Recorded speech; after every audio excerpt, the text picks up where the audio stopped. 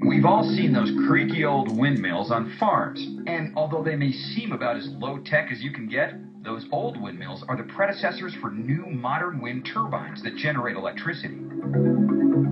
The same wind that used to pump water for cattle is now turning giant wind turbines to power cities and homes. Okay, have a look at this wind farm in the California desert. A hot desert next to tall mountains, an ideal place for a lot of wind. Here's another one on the windy prairies of Wyoming. Now, today's wind turbines are much more complicated machines than the old prairie windmills, but the principle is the same. Both capture the wind's energy. This is a wind turbine. The wind blows on the blades, which makes them rotate. The blades cause the shaft to rotate, which is inside the nacelle, a box at the top of the wind turbine. The shaft goes inside the gearbox, which increases the rotation speed of the generator, which uses magnetic fields to convert the rotational energy into electrical energy.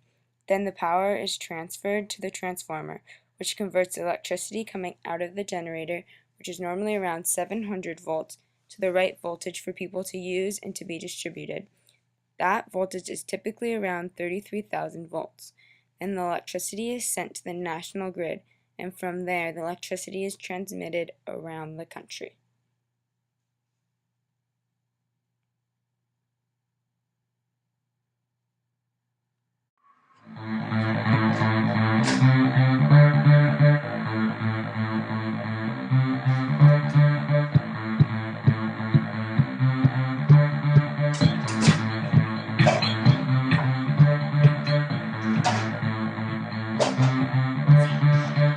Wind power has been growing at an average rate of 25% per year, making wind the fastest growing source of energy in the world since 1990. This growth reflects the cost-competitive nature of wind power today, and wind power doesn't pollute. Wind turbines draw upon the force of moving air to generate electricity by rotating propeller-like blades around a rotor. The motion of the rotor turns the drive shaft, which turns an electric generator. To examine the workings of a modern wind turbine in more detail,